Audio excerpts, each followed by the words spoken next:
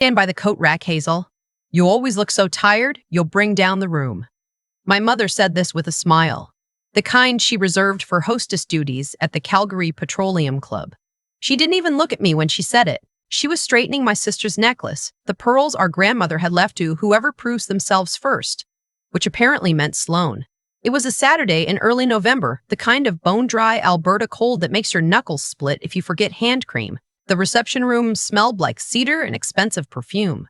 40-something people in cocktail attire stood around a long oak table, holding flutes of Veuve Clicquot, waiting for the announcement that would supposedly change our family forever. My sister Sloan was about to be named the new managing partner of Whitford Mercer, the boutique private equity firm where my father had been a junior advisor for the last 15 years. She was 31. She had a Rotman MBA my father had paid for, a fiancé who worked at RBC Capital Markets, and the smug, polished confidence of someone who has never once in her life been told no. I was 33, single, and according to my mother, I worked in something boring with spreadsheets. I let her keep thinking that. I took my position by the coat rack like she asked. I didn't argue. I didn't roll my eyes. I just checked the slim watch on my wrist, the one I'd bought myself the week I closed my first 8-figure deal. 11 minutes.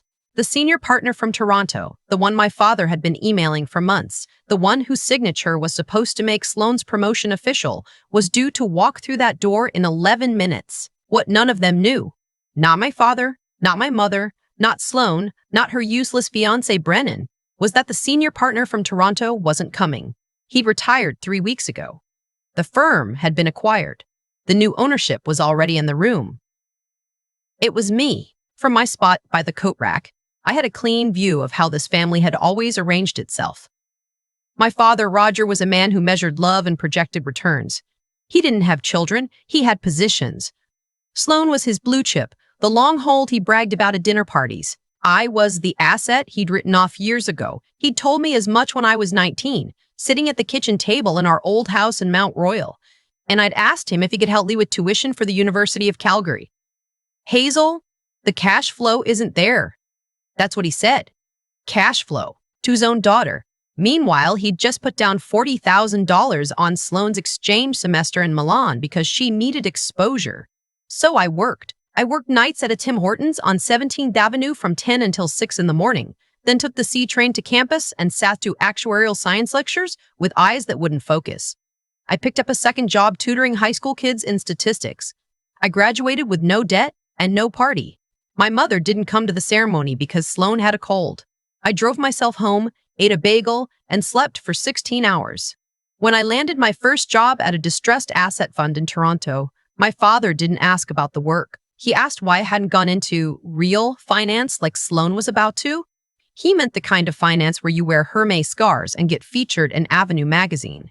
He didn't understand the kind I did. He didn't want to. The current crisis, the reason my parents had remortgaged their condo in Bridgeland to fund Sloan's buy-in, was simple. Whitford Mercer required incoming managing partners to put up $250,000 in personal capital as a show of commitment. It was supposed to come from Sloan's own savings, the savings she'd accumulated through her years at the firm. Except Sloan didn't have $250,000. She had a leased Audi Q5, a wedding planner on retainer, and a closet full of Aritzia. My father had co-signed a HELOC against the Bridgeland condo. He told my mother it was a bridge loan, that Sloan would pay it back within 90 days from her first quarterly distribution. My mother believed him because she always believed him. He believed Sloan because he had to. After 15 years of pouring everything into her, he couldn't admit she was a hole in the bottom of the boat. I watched him from the coat rack.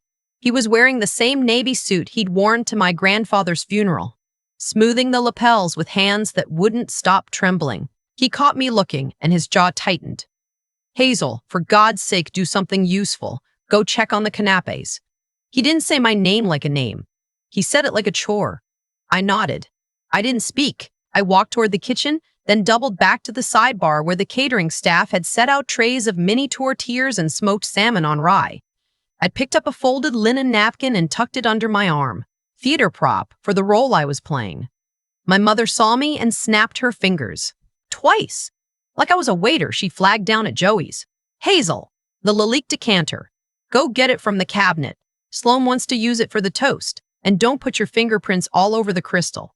I'd bought my mother that Lalique decanter for her 60th birthday.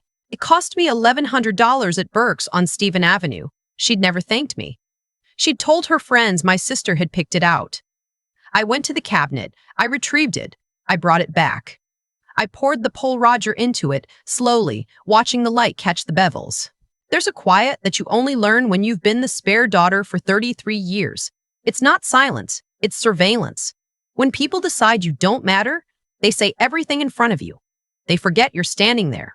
They make plans, slip secrets, drop their guard. I had been listening to my family for 3 decades, and they had no idea how much they had told me.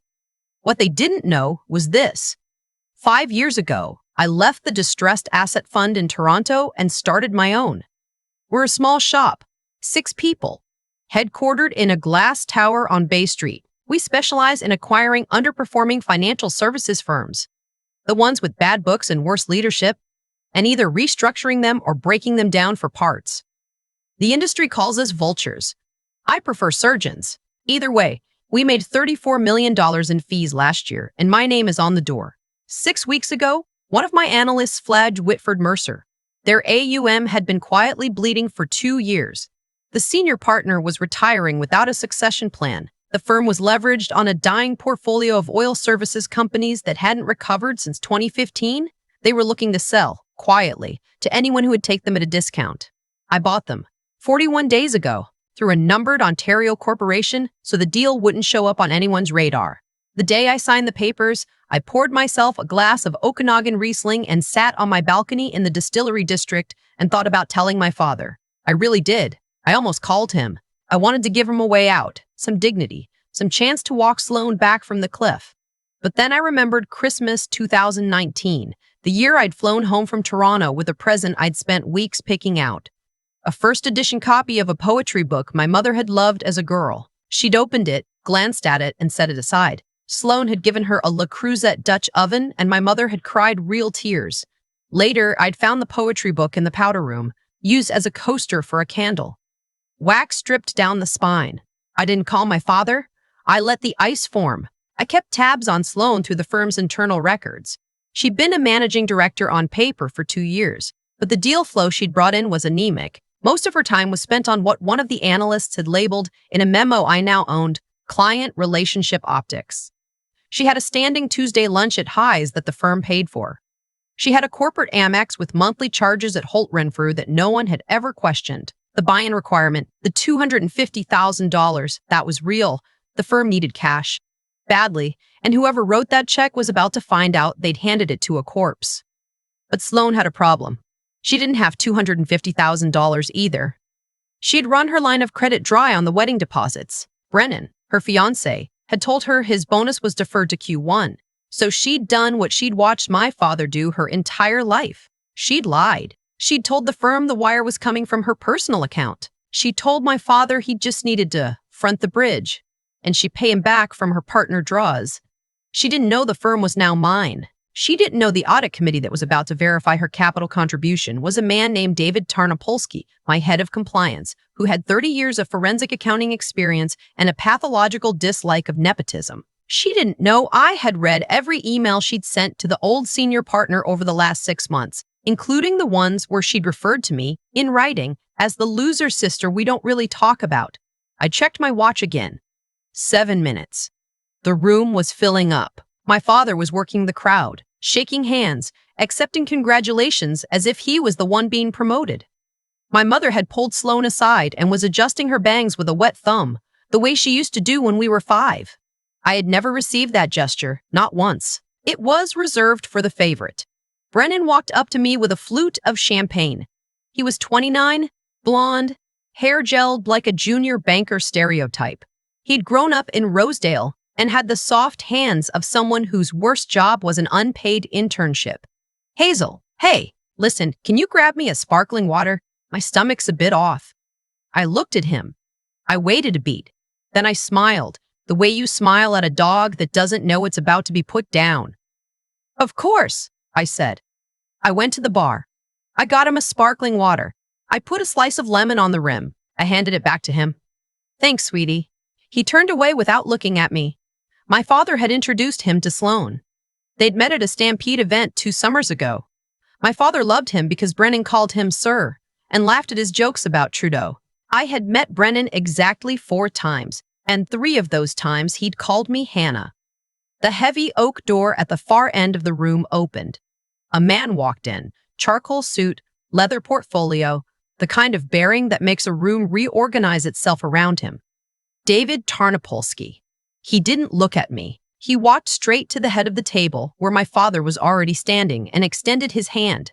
Mr. Voorhees, I'm David Tarnopolsky, lead transition counsel for Whitford Mercer. I'll be facilitating the capital verification this evening. My father blinked. I was expecting Mr. Tarm. Hollander. Mr. Hollander has retired. The firm went through a change in ownership last month. I assume Sloan briefed you. Of course she did. My father turned, looking for Sloan, who was already gliding toward the table with her best Bay Street smile. Mr. Tarnopolsky, lovely to meet you. Sloan Voorhees. She extended her hand. He shook it once and dropped it. I have your file. We'll need to verify the capital contribution before we can execute the partnership documents.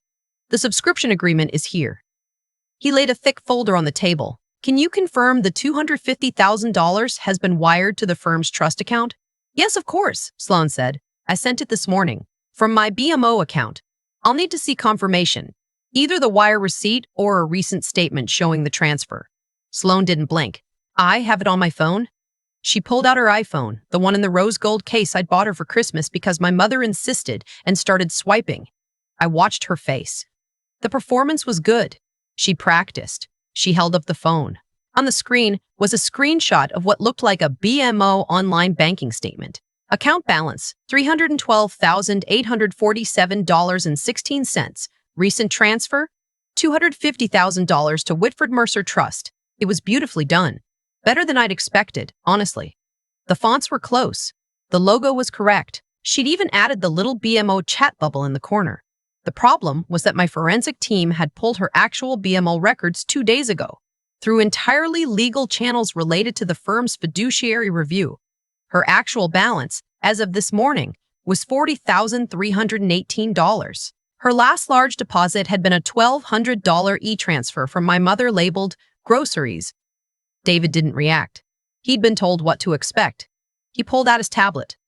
Could you forward that statement to me directly? Compliance protocol. We need the original PDF from your banking app, not a screenshot. The board requires verifiable metadata for anti-fraud purposes. Sloan's smile didn't move, but her jaw did, just a fraction. Right now, at the party? The capital must be verified before the partnership can be conferred. If we cannot confirm tonight, we'll need to defer to next quarter's intake. David glanced at his watch. It was a Patek Philippe. I had bought it for him for his 50th birthday. I have another candidate cleared for the seat. We can revisit in the spring. Sloan's eyes flicked to my father. My father's eyes flicked to me, briefly, then to Brennan. Brennan was looking at his sparkling water. I'll send it now, Sloan said. She walked over to her purse on the side console and pulled out her MacBook. I watched her open her email. I watched her hesitate. Then I watched her do exactly what I knew she would do. She didn't log into her real BMO account. She couldn't, because the real account would show $4,318, and the jig would be up. Instead, she opened a folder on her desktop.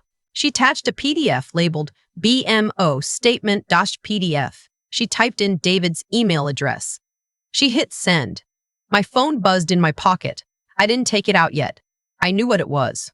The forwarded notification, set to ping me whenever David's compliance inbox received a submission flagged for verification. The email had landed. The metadata was already being parsed.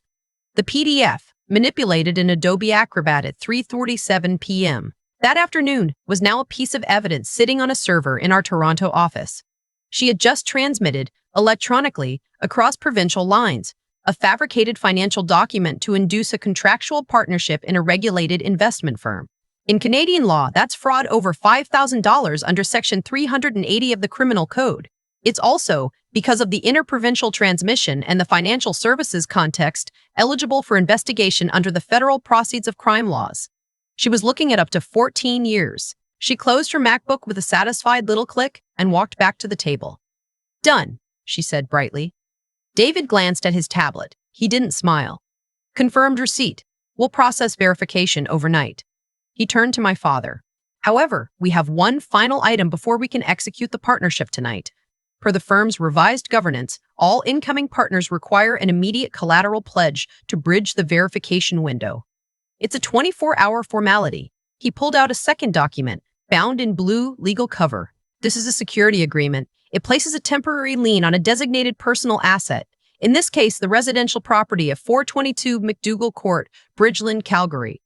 The lien releases as soon as the wire clears. My father's hand moved to his tie. The Bridgeland condo. The one he'd remortgaged. The only thing he and my mother had outright. The one my mother thought was paid off because my father had never told her about the HELOC. Is this, he said carefully, is this standard? Since the new ownership took over, yes, sir. We've tightened controls considerably. David said it without inflection. If you're not comfortable, we can defer. Sloane leaned in. Her voice was low, urgent. Dad, don't blow this. It's 24 hours. The wire is sent. We'll laugh about this tomorrow. I watched him. I watched the calculation in his face. He had spent 15 years and most of his savings on Sloane. He had remortgaged the condo behind my mother's back. He had told everyone in the room she was about to be a managing partner. If he walked away now, he had to stand here in front of 40 colleagues and friends and admit he'd been wrong about everything. About her. About the firm. About me. About his entire understanding of what a daughter was worth. He couldn't do it. His ego wouldn't let him. This is how it's done at this level, he muttered, mostly to himself. He took the pen. He signed. David stamped the document. The notary seal made a soft thud against the oak. The lien was registered. The condo was collateral. Sloane exhaled. She turned to my mother, who was beaming, oblivious. She lifted her champagne flute. Brennan put a hand on her lower back, claiming her in front of the room. To the new managing partner, my father said, raising his glass. The room raised its glasses. I set down the linen napkin. I picked up my phone. I walked slowly and deliberately from the coat rack to the head of the table. Actually, I said in a voice that wasn't loud but cut through the room like a blade, I'd like to say something first. My father stopped, glass halfway to his mouth. Hazel, sit down. This isn't your moment. Mr. Misery. Tarnopolsky, I said. David turned to me. He inclined his head. The smallest, almost imperceptible gesture of deference. Ma'am. The room went still in stages. First my mother, who saw the way David was looking at me. Then Brennan, whose grip on Sloane's back loosened. Then my father, who began to understand, in some animal part of his brain, that he had missed something enormous. Hazel. My father's voice had dropped. Sit down. I plugged my phone into the AB cable that fed the large screen behind the table. I had asked the catering manager to leave it accessible. He'd done so without asking why. The screen lit up. Document 1, I said. Articles of Incorporation 9847266 Ontario Inc. Seal Director and Shareholder Hazel Voorhees. Seal Director and Shareholder Hazel Voorhees. I tapped to the next slide. Document 2. Share Purchase Agreement dated September 28th between 9847266 Ontario Inc. and Whitford Mercer Holdings Limited. Purchase price $11.4 million. Transferred October 1st. The room made a sound I'd never heard before.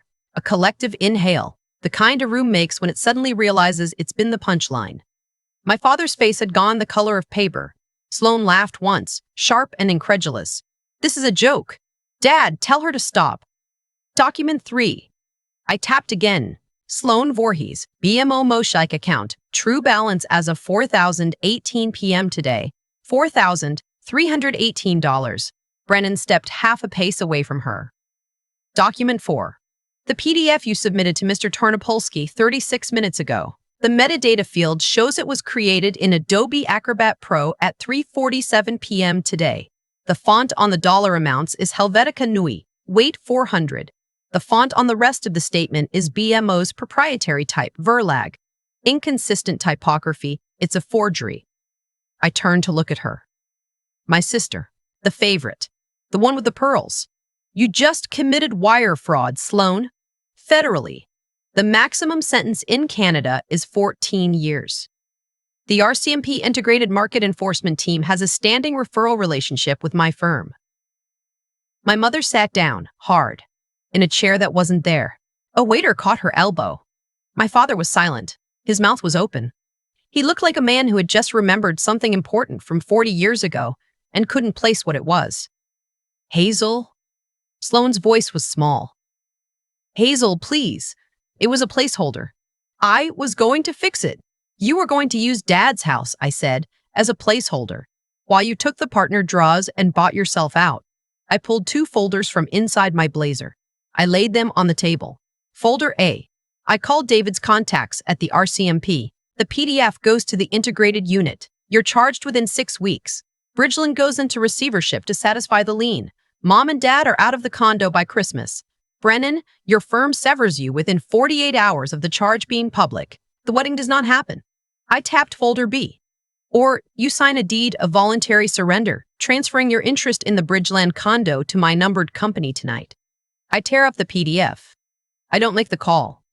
You walk out of here without a partnership and without a record. You and Brennan figure out your own future. Mom and Dad keep a roof over their heads because I will let them stay there as tenants, at market rent, with a lease, with my name on the deed. The room was silent. The catering staff had stopped circulating. Even the music, some quiet jazz playlist someone had queued up, had ended without anyone noticing. My father's hand was shaking. He looked at Sloane. For the first time in maybe my entire life, I saw him look at her and not see his investment. He saw a 31-year-old woman who had just lit his retirement on fire. Sign it, he said hoarsely. Dad, Sloane started. Sign the goddamn paper, Sloane. She signed. David slid the deed into his portfolio. He nodded at me. He stepped back from the table. I turned to my mother. She was crying, but not the way she had cried over the Le Creuset. These were different tears, confused tears, a woman watching the floor of her life buckle. Mom, I said. My voice was softer than I expected it to be. You can stay in the condo. I'll cover the property taxes and the maintenance fees. I'm not putting you on the street. She looked up at me. Her mascara had bled. Hazel, I didn't. I know, I said. I didn't say what I knew. There wasn't time, and there wasn't going to be a moment for that conversation. Ever. But Sloane has to be out by the end of the month. So does Brennan. I'm not housing them. My condo's in her name too, Brennan said suddenly, which was the wrong thing to say. That's not my problem, I said. I turned back to David. Wait in the lobby. If I'm not down in 5 minutes, send the package to the RCMP anyway. He nodded. He left. Sloane was crying now, the ugly kind, and Brennan was half a step further from her with every passing second. My father had lowered himself into a chair. He was staring at the oak grain of the table. My mother was holding the Lalique decanter to her chest like it was a child. I looked at all of them.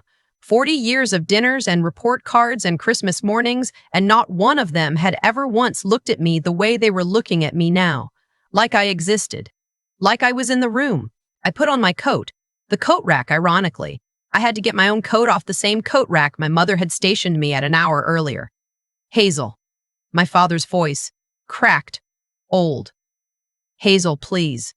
I stopped. I didn't turn around. Roger, I said. I had never called him by his first name in my life. Don't. I walked out of the Petroleum Club into the November air. The wind off the Bow River cut through my coat and I didn't feel it. I crossed the parking lot to my car, a black Range Rover I'd bought myself 2 years ago and never told my mother about because she would have asked who bought it for me. I sat in the driver's seat. I put my hands on the wheel. I waited for tears or rage or something. None of it came. What came instead was the memory of being 11 years old, sitting on the stairs at my grandmother's house in Mount Royal, listening to my father in the next room tell his sister that I was the one who wouldn't amount to much. My grandmother had walked past, seen my face, and sat down on the step beside me. She'd taken my hand. She hadn't said anything. She'd just held it, quietly for a long time. She'd left me her pearls, the ones my mother had decided belonged to Sloane. I'd let it go because at the time I didn't have the energy to fight for jewelry. I started the car. I drove east, across the river, toward the airport. My flight to Toronto was at 9. I had a board meeting Monday morning. I had a life that had nothing to do with any of them and never had. Somewhere over Saskatchewan, the flight attendant brought me a glass of red wine. I lifted it, alone, in seat 2A, and toasted my grandmother, the only person in that family who had ever seen me when I was standing in the corner. I didn't look back. I think about that night more than I'd like to admit, not the satisfaction part. The drive to the airport, the wine over Saskatchewan, the moment my father called my name in a voice I'd never heard before. Those don't haunt me. What haunts me is the 11-year-old girl on my grandmother's stairs. The one who heard her own father write her off and decided, somewhere in her small body, that she would have to build her own foundation because nobody was going to lay one for her. The thing nobody tells you about being the spare daughter is that it teaches you something the favorite never learns. It teaches you that effort compounds. Sloane never had to develop discipline because she was given the outcome before she'd done the work. Every shortcut my parents gave her was a muscle she never built.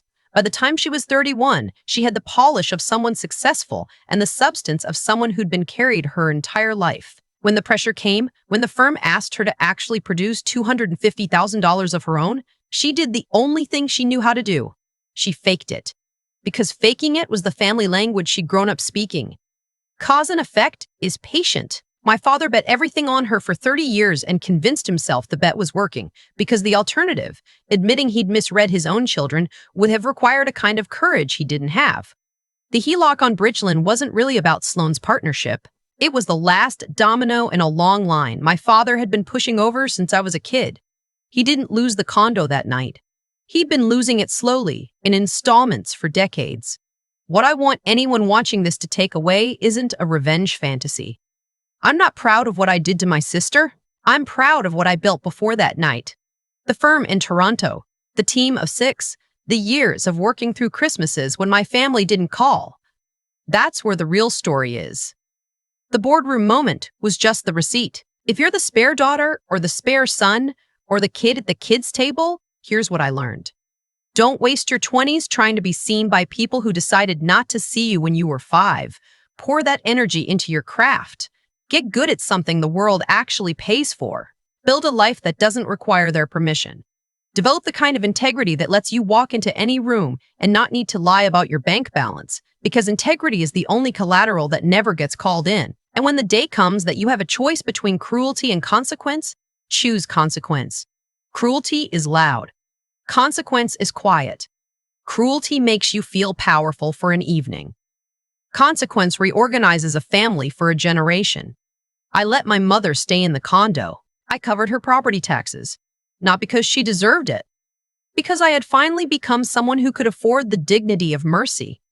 That, in the end, is what my grandmother was holding my hand for on those stairs. She wasn't comforting me.